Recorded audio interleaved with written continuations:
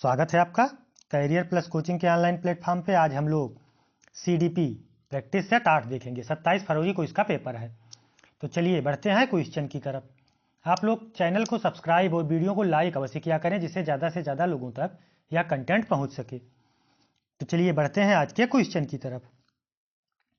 पहला क्वेश्चन कह रहा है, अपराधी बालक कौन होते हैं? जो असामाजिक कार्य करते हैं, जो शिक्षक के लिए सिरदर्द होते हैं, जो कक्षा में अव्वल आते हैं, जो समाज में रहना पसंद नहीं करते। तो देखिए, आप एक शिक्षक की तरह हैं, शिक्षक के परिप्रेक्ष्य में आपको देखना है। तो अपराधी बालक कौन होंगे? जो असामाजिक कार्य करेंगे, यानी विकल्प ए सही हो जाएगा। ठीक है, चलिए बढ़ते हैं अगले क्वेश्चन की तरफ। पाठ्यक्रम निम्नलिखित में से शिक्षण के कौन से चर में आता है? पाठ्यक्रम कह रहा है आश्रित चर, मध्यस्थ चर, स्वतंत्र चर, उपयुक्त में से कोई नहीं। तो पाठ्यक्रम का है, ये मध्यस्थता करता है। ठीक है, तो विकल्प कौन सा सही हो जाएगा? बी विकल्प, मध्यस्थ चर। बालक जो है वो स्वतंत्र चर में आएगा और पाठ्यक्रम मध्यस्थ चर में। विकल्प बी सही हो जाएगा। स्मिथ ने शिक्षण की त्रिध्रुवीय प्रक्रिया में कार्यवाहक माना है। अभिभावक को, शिक्षक को, शिक्षार्थी को, पाठ्यक्रम को। तो देखिए, कार्यवाहक के बारे में आपसे पूछ रहा है, तो कार्यवाहक शिक्षक को माना गया है, यानी विकल्प बी सही हो जाएगा। नवीन ज्ञान तथा नवीन प्रतिक्रियाओं का अर्जन करने की प्रक्रिया अधिगम प्रक्रिया है। यह कथन किसका है? थॉर्नडाइक जी का, वुडवर्थ जी का, गैने का, हल का। तो नवीन ज्ञान तथा नवीन प्रतिक्रियाओं का अर्जन करने की प्रक्रिया ही अधिगम प्रक्रिया है, यह कथन वुडवर्थ जी का है। विकल्प कौन सा सही हो जाएगा? बी विकल्प। बढ़ते हैं अगले क्वेश्चन की तरफ। तत्परता का नियम किसने दिया? Pavlov, Ebbinghaus, Thorndike, Skinner. तो तत्परता का नियम आपको पता होगा, 3 मुख्य नियम और 5 गौण नियम, ये थॉर्नडाइक जी के हैं। तो तत्परता का नियम मुख्य नियम की श्रेणी में आता है, ये थॉर्नडाइक जी का है, यानी विकल्प सी सही हो जाएगा। रास ने संवेग को कितने प्रकार में बांटा है? 2 प्रकार, 3 प्रकार, 4 प्रकार, 5 प्रकार। तो सर्रास जी ने संवेग के 3 प्रकार बताए हैं। विकल्प बी सही हो जाएगा। भारत के संविधान में किसके लिए निःशुल्क एवं अनिवार्य शिक्षा है? सभी छात्रों के लिए, 14 वर्ष तक के सभी बच्चों के लिए, सभी छात्रों और प्रौढ़ों के लिए, सभी नागरिकों के लिए। तो भारत में जो अनिवार्य शिक्षा अधिनियम चलाया जा रहा है, 6 से 14 वर्ष के सभी बच्चों के लिए निःशुल्क एवं अनिवार्य है। तो विकल्प कौन सा सही हो जाएगा? बी विकल्प, 14 वर्ष तक के सभी बच्चों के लिए। ये 14 वर्ष या 6 से 14 वर्ष होना चाहिए। ठीक है, अभिप्रेरणा की व्याख्या जन्मजात मूल प्रवृत्तियों के आधार पर की जा सकती है, किसने कहा है? मैकडूगल ने, कर्ट लेविन ने, फ्रायड ने, स्किनर ने। तो अभिप्रेरणा किससे संबंधित है? मैकडूगल जी से। तो यह कथन किसने कहा है कि अभिप्रेरणा जन्मजात मूल प्रवृत्तियों के आधार पर इसकी व्याख्या की जा सकती है? मैकडूगल जी ने, यानी विकल्प ए सही हो जाएगा। निम्नलिखित में से कौन सा जन्मजात प्रेरक नहीं है? भूख, प्यास, नींद, आदत।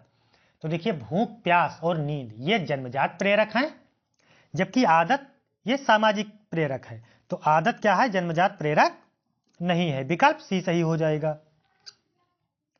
आपकी राय में शिक्षण को कौन सी प्रक्रिया मानना चाहिए? अध्यापक केंद्रित, समुदाय केंद्रित, छात्र केंद्रित, उपयुक्त में से कोई नहीं। तो शिक्षण जो है वो छात्र केंद्रित होना चाहिए, जैसे छात्रों को ध्यान में रखकर शिक्षण प्रक्रिया करनी चाहिए।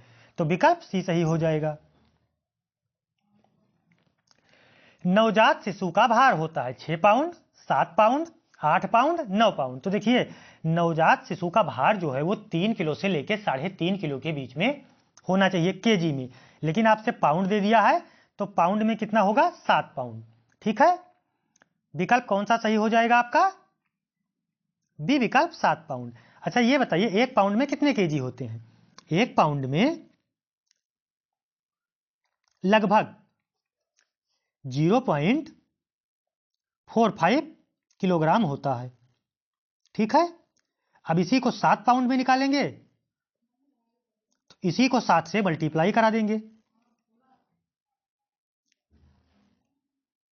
0.45 से इसको मल्टीप्लाई करा देंगे तो ये केजी में आ जाएगा, ये केजी है। तो इसको गुणा कराएंगे तो लगभग कितना आ जाएगा, लगभग 3.25 किलो के आसपास आएगा। ठीक है, तो 3 किलो से लेके 3.5 किलो में 3.5 किलो तक एक स्वस्थ बच्चे का वजन होना चाहिए। तो विकल्प कौन सा सही हो जाएगा, बी विकल्प 7 पाउंड। चलिए बढ़ते हैं अगले क्वेश्चन की तरफ। बुद्धि के बहुकारक सिद्धांत के प्रतिपादक हैं McDougall, Thorndike, Terman, Burt. Cyril Burt, मतलब बर्ट जी का पूरा नाम सिरिल बर्ट है। तो बहुकारक सिद्धांत किसका है, थार्नडाइक जी का है। विकल्प कौन सा सही हो जाएगा, सी विकल्प थार्नडाइक। बढ़ते हैं अगले क्वेश्चन की तरफ। एनसीटी का पूर्ण रूप क्या है, national council of technical education, national curriculum of technical education, national council of teacher education, national curriculum of teacher education. तो इसका क्या है full form, national council of teacher education. NCT का फुल फॉर्म क्या है, पूरा नाम national council of teacher education. विकल्प सी सही हो जाएगा। भारतीय संविधान के अनुच्छेद 41 व 46 किसके कल्याण की बात करता है या किसके कल्याण से संबंधित है, आर्थिक रूप से पिछड़े व्यक्तियों से, विकलांग व्यक्तियों से, धार्मिक रूप से पिछड़े व्यक्तियों से, क्षेत्रीय रूप से पिछड़े व्यक्तियों से। तो जो अनुच्छेद 41 व 46 है ये आर्थिक रूप से कमजोर व्यक्तियों के, आर्थिक रूप से पिछड़े व्यक्तियों की बात करता है। तो विकल्प कौन सा सही हो जाएगा, ए विकल्प। उपनयन संस्कार किस काल में किया जाता था, वैदिक काल, बौद्ध काल, मुस्लिम काल, इनमें से कोई नहीं। तो उपनयन संस्कार जो है ये जब बच्चा गुरुकुल में पढ़ने जाता था तब किया जाता था। तो ये किस काल में गुरुकुल में पढ़ा जाता था, वैदिक काल में। तो उपनयन संस्कार किस काल में होगा, वैदिक काल में। विकल्प ए सही हो जाएगा। यदि छात्र अधिकांश कार्य स्वयं के हाथों से करेगा तो छात्र में शारीरिक शक्ति बढ़ती है, मानसिक शक्ति बढ़ती है, परिश्रम करने की भावना जागृत होती है, आत्मनिर्भरता पैदा होती है।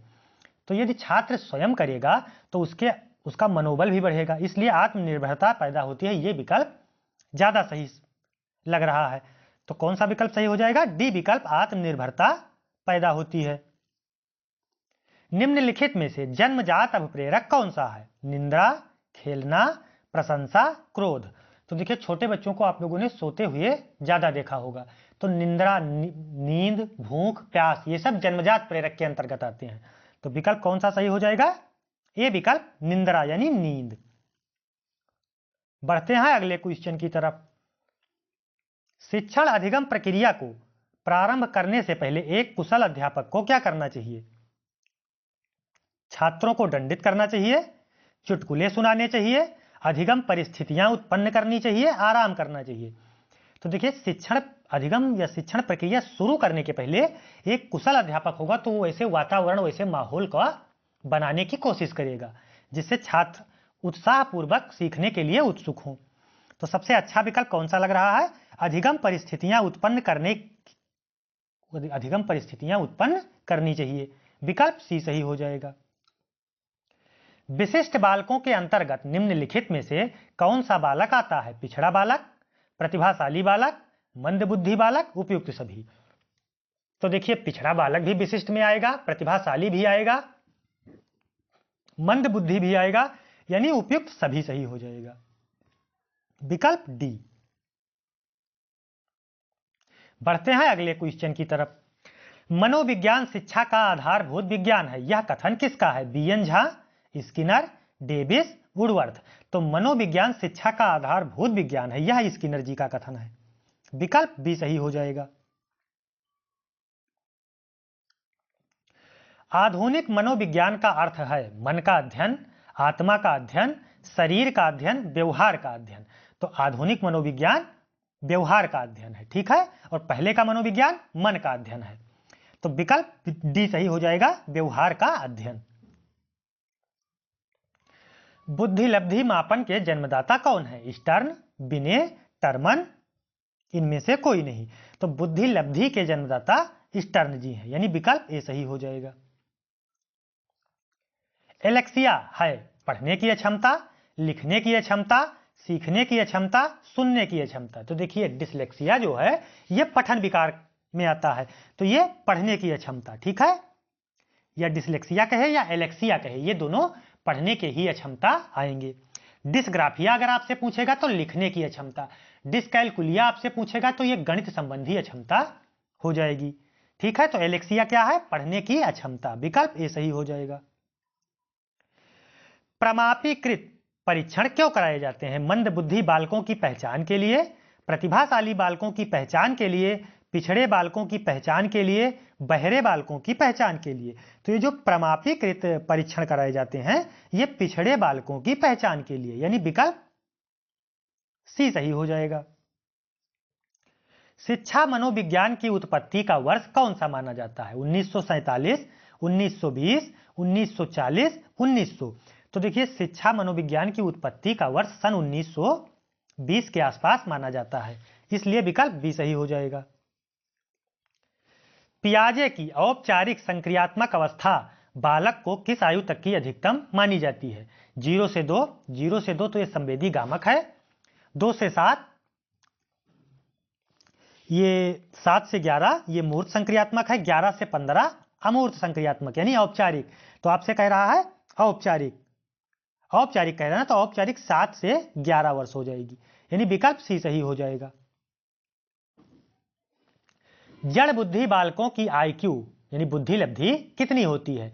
111 से 120, 91 से 110, 71 से 80, 71 से कम।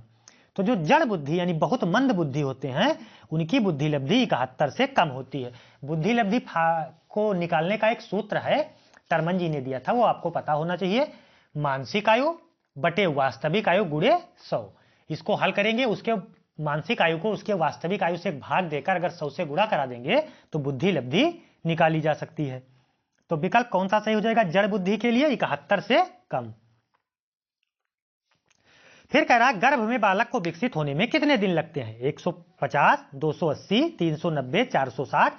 तो लगभग 9 महीने का गर्भावस्था होती है, तो 9 तारीख 27 यानी 270 से ऊपर, तो लगभग 280 दिन। विकल्प कौन सा सही हो जाएगा? बी विकल्प 280 दिन। 28 क्वेश्चन थे, आप लोग कमेंट में जरूर बताएंगे कि आपके कितने सही हो रहे हैं।